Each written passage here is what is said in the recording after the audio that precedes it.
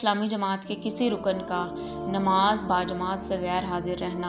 اس زمانے میں اس بات کی صریح دلیل سمجھا جاتا تھا کہ وہ شخص اسلام سے کوئی دلچسپی نہیں رکھتا، اور اگر وہ مسلسل چند مرتبہ جماعت سے غیر حاضر رہتا تو یہ سمجھ لیا جاتا تھا کہ وہ مسلمان نہیں ہے۔ اس بنا پر سخت سے سخت منافقوں کو بھی اس زمانے میں 5 وقت مسجد کی حاضری ضرور دینی پڑتی تھی، کیونکہ اس کے بغیر وہ مسلمانوں کی جماعت میں شمار کیے ہی نہیں جا سکتے تھے۔ البتہ جو چیز ان کو سچے اہل ایمان سے ممیز کرتی تھی وہ یہ تھی کہ سچے مومن جو ہیں وہ ذوق و شوق سے آتے تھے، وقت سے پہلے مسجدوں میں پہنچ جاتے تھے، نماز سے فارغ ہو کر بھی مسجدوں میں ٹھہرے رہتے تھے، اور ان کی ایک ایک حرکت سے ظاہر ہوتا تھا کہ نماز سے ان کو حقیقی دلچسپی ہے۔ باخلاف اس کے اذان کی آواز سنتے ہی منافق کی جان پر بن جاتی تھی، دل پر جبر کر کے اٹھتا تھا، اس کے آنے کا انداز صاف غمازی کرتا تھا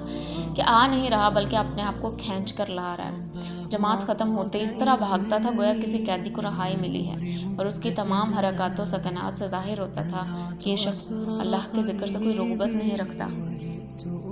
تو اپنے کنڈیشنز کو بھی میچ کریں ذرا، کہاں منافقت آ رہی ہے؟ کیا آپ کی ایسی کنڈیشن نہیں ہوتی؟ تو اللہ کا شکر ہے، اگر ہوتی ہے تو اپنے آپ کو درست کریں، کہیں نہ کہیں منافقت کر رہے ہیں آپ۔ آیت نمبر 143 کی طرف اگر ہم چلیں،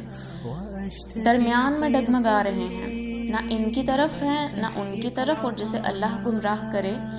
تو تم اس کے لیے کوئی راستہ نہ پاؤ گے۔ آیت نمبر 143 میں منافق کفر اور ایمان کے درمیان ڈگمگا رہے ہیں، یہ بات بتائی، یعنی منافق لوگ کفر و ایمان کے درمیان ڈگمگا رہے ہیں، وہ نہ صحیح مومن ہیں نہ کھلے طریقے سے کافر ہیں، یعنی جس نے اللہ کے کلام اور اس کے رسول صلی اللہ علیہ وسلم کی سیرت سے ہدایت نہ پائی ہو، جس کو سچائی سے منحرف اور باطل پرستی کی طرف راغب دیکھ کر اللہ نے بھی اسی طرف پھیر دیا ہو جس طرف وہ خود پھرنا چاہتا تھا، اور جس کی ضلالت طلبی کی وجہ سے اللہ نے اس پر ہدایت کے دروازے بند اور صرف ضلالت ہی کے راستے کھول دیے ہوں، ایسے شخص کو راہ راست دکھانا در حقیقت کسی انسان کے بس کا کام نہیں ہے۔ اس معاملے کو رزق کی مثال سے سمجھیے۔ یہ ایک حقیقت ہے کہ رزق کے تمام خزانے اللہ کے قبضہ قدرت میں ہیں۔ جس انسان کو جو کچھ بھی ملتا ہے اللہ ہی کے ہاں سے ملتا ہے،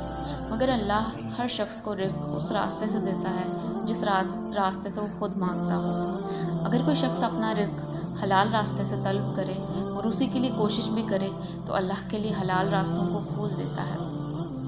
ٹھیک ہے، تو اللہ اس کے لیے حلال راستوں کو کھول دیتا ہے، اور جتنی اس کی نیت صادق ہوتی ہے اسی نسبت سے حرام کے راستے اس کے لیے بند کر دیتا ہے۔ باخلاف اس کے جو شخص حرام خوری پر تلا ہوا ہوتا ہے اور اسی کے لیے صحیح کرتا ہے، اس کو خدا کے اذن سے حرام ہی کی روٹی ملتی ہے، اور پھر یہ کسی کے بس کی بات نہیں کہ اس کے نصیب میں رزق حلال لکھ دے۔ بالکل اسی طرح یہ بھی حقیقت ہے کہ دنیا میں فکر و عمل کی تمام راہیں اللہ تعالیٰ کے اختیار میں ہیں۔ کوئی شخص کسی راہ پر بھی اللہ کے اذن اور اس کی توفیق کے بغیر نہیں چل سکتا۔ رہی یہ بات کہ کس انسان کو کس راہ پر چلنے کا اذن ملتا ہے اور کس راہ کی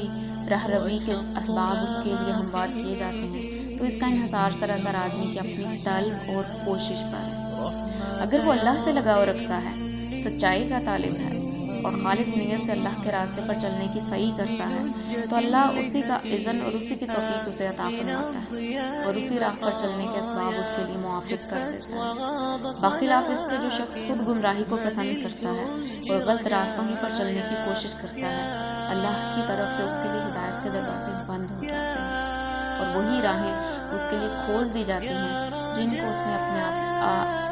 جس کو اس نے اپنے لیے خود منتخب کیا ہے۔ ایسے شخص کو غلط سوچنے، غلط کام کرنے اور غلط راہوں میں اپنی قوتیں صرف کرنے سے بچا لینا کسی کے اختیار میں نہیں ہے۔ اپنے نصیب کی راہ راست جس نے خود کھو دی اور جس سے اللہ نے اس کو محروم کر دیا، اس کے لیے گم گشتہ نعمت کسی کے ڈھونڈنے سے بھی نہیں